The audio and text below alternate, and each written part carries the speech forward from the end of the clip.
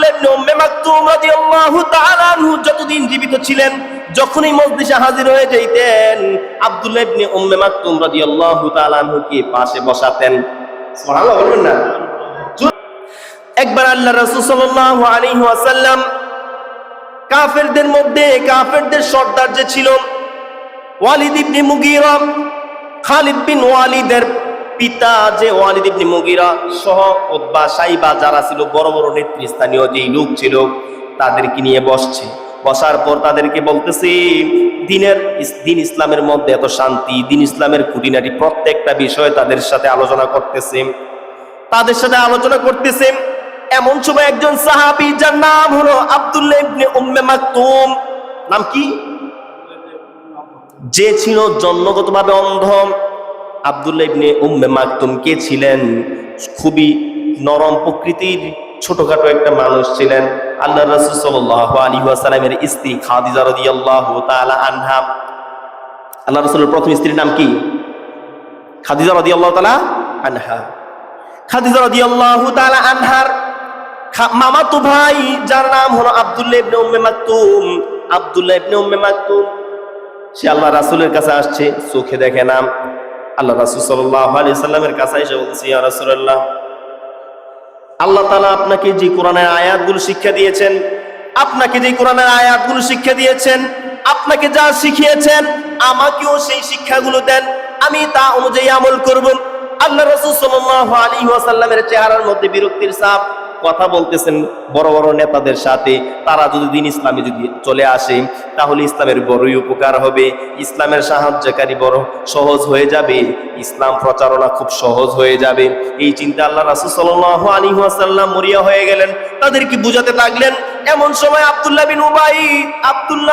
ইবনে উম্মে মাকতুম রাদিয়াল্লাহু তাআলা আনহু যখন আল্লাহ রাসূল সাল্লাল্লাহু আলাইহি ওয়াসাল্লামকে বললেন, হে রাসূল, আমাকে কয়েকটা শিক্ষা দেন, এমন শিক্ষা দেন যে শিক্ষাগুলো মানলে আমি সহজ হয়ে যাবে দিন পালন করতে। ইয়া রাসূলুল্লাহ, এই কথা শোনার সাথে সাথে আল্লাহ রাসূল সাল্লাল্লাহু আলাইহি ওয়াসাল্লামের চেহারাটা মলিন হয়ে গেল। আসমানের মালিক আল্লাহ সহ্য করতে পারেন নাই। আল্লাহ রাব্বুল আলামিন জিবরাইল আলাইহিস সালামকে সাথে সাথে 16টা আয়াত দিয়ে আল্লাহর রাসূলের কাছে পাঠিয়ে দিলেন। আল্লাহর রাসূল সাল্লাল্লাহু আলাইহি ওয়াসাল্লামের কাছে নিয়ে আসলেন। আল্লাহ রাসূল সাল্লাল্লাহু আলাইহি ওয়াসাল্লাম স্তব্ধ হয়ে গেলেন। সবাই বুঝতে পারতেছে আল্লাহ রাসূলের উপর ওহী নাজিল হচ্ছে।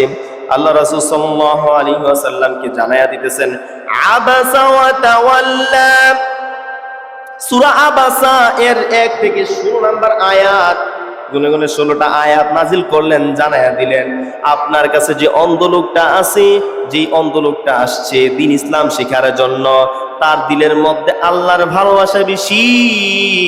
আর যারা দ্বীন ইসলাম সাথে কটাক্ষ করে যারা ঈমান আনবে না, আপনি তাদের ব্যাপারে মরিয়া হয়ে গেছেন নাকি? আল্লাহর রাসূল সাল্লাল্লাহু আলাইহি ওয়াসাল্লাম একজন সামান্য অন্ধ সাহাবীর এরকম করার কারণে আল্লাহর পক্ষ থেকে রায় চলে আসছে। আল্লাহর রাসূল সাল্লাল্লাহু আলাইহি ওয়াসাল্লাম এরপর থেকে এই সাধারণ সাহাবী আব্দুল্লাহ ইবনে উম্মে মাকতুম রাদিয়াল্লাহু তাআলা আনহু যতদিন জীবিত ছিলেন, যখনই মজলিসে হাজির হয়ে যাইতেন, আব্দুল্লাহ ইবনে উম্মে মাকতুম রাদিয়াল্লাহু তাআলা আনহুকে পাশে বসাতেন। সুবহানাল্লাহ বলবেন না? জোরে বলেন সুবহানাল্লাহ।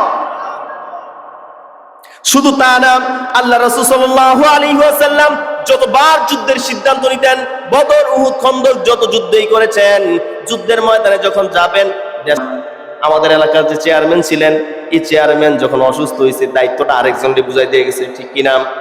ঠিক তেমন ভাবে যখন আল্লাহ রাসূল সাল্লাল্লাহু আলাইহি ওয়াসাল্লাম যুদ্ধের ময়দানে যাবেন, দেশের শাসক যুদ্ধের ময়দানে যায়, সুবহানাল্লাহ। এখন জমানার কোন শাসক যাবে যুদ্ধের ময়দানে? সেনাবাহিনীর প্রধানকে বলবে কি তাড়াতাড়ি যুদ্ধ করো, যাও।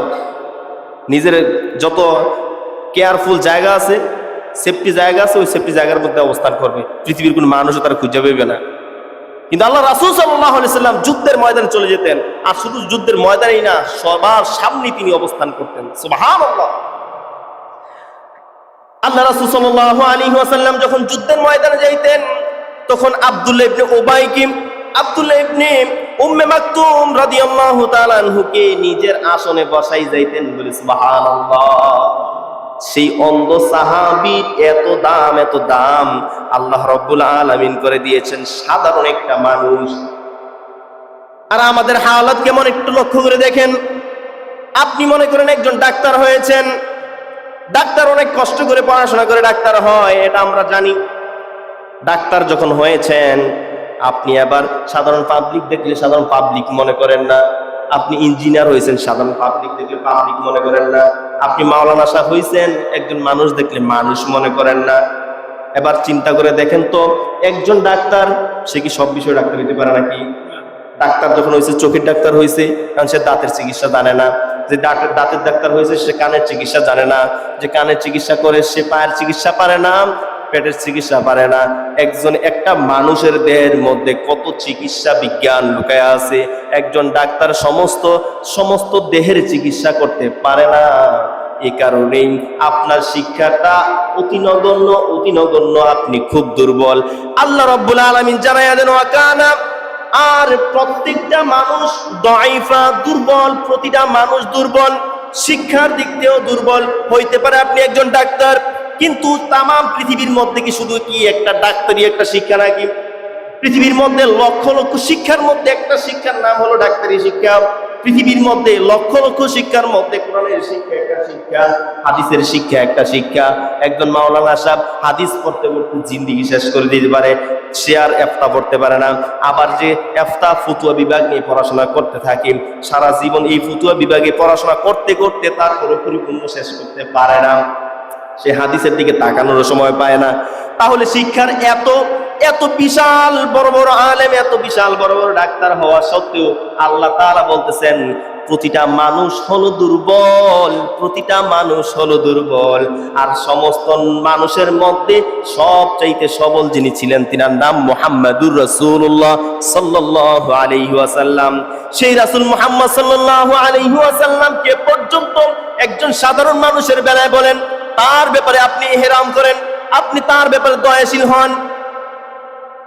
একজন সাধারণ মানুষের বেলায় আল্লাহর রাসূলকে বললেন আপনি তার ব্যাপারে দয়াশীল হন। আর আমি একজন ডাক্তার, ইঞ্জিনিয়ার হইলাম, আমি একজন মাওলানা সাহেব হইলাম, সাধারণ একটু এলেম, কোরআন হাদিসের কয়েক পৃষ্ঠা পড়ছি, আমি ডাক্তারি শাস্ত্রের কয়েকটা পৃষ্ঠা পড়ছি, আমি ইঞ্জিনিয়ারিং এর অনেকটা ইঞ্জিনিয়ারের মধ্যে একটা সাবজেক্টে পড়াশোনা করছি, এখন আমি সমাজের মানুষকে মানুষ মনে করি না। না না না, আল্লাহ রাসূল সাল্লাল্লাহু আলাইহি ওয়াসাল্লাম বলেন মাইয়ারহাম ইউরহাম, মান লা ইয়ারহাম লা ইউরহাম। যে ব্যক্তি দয়া করে সে আল্লাহর পক্ষ থেকে দয়া পায়, আর যে ব্যক্তি দয়া করে না সে আল্লাহর পক্ষ থেকে কোনো দয়া পায় না। মানুষের প্রতি দয়াশীল হব তো ইনশাআল্লাহ। সবাই আমাদেরকে কবুল করে সকলে বলুন আমিন। আল্লাহ তাআলা আমাদেরকে দয়াশীল বান্দা হিসেবে কবুল করে সকলে আমিন। আল্লাহর বান্দার একটা গুণ বিনয়ী হওয়া, আল্লাহর বান্দার গুণ। ওয়া ইবাদুর রহমানিল্লাযীনা ইয়ামশুনা আলাল আরদি হাওনা ওয়া ইযা খাতাবাহুমুল জাহিলুনা ক্বালু সালামা। আল্লাহ পাক রব্বুল আলামিন কালামে পাক নবী ইরশাদ করে দেন ওয়া ইবাদুর রহমান, রহমানের বান্দা কারা জানি? ইয়ামশু আলাল আরদি হাওনা, যখন সে চলাফেরা করে, মানুষের সাথে ওড়া বসা করে, তখন সে বিনয়ের সাথে চলে। দেখবেন যে যত বড় জ্ঞানী হয়, যে যত বড় আলেম হয়, তত বিনয়ী হয়।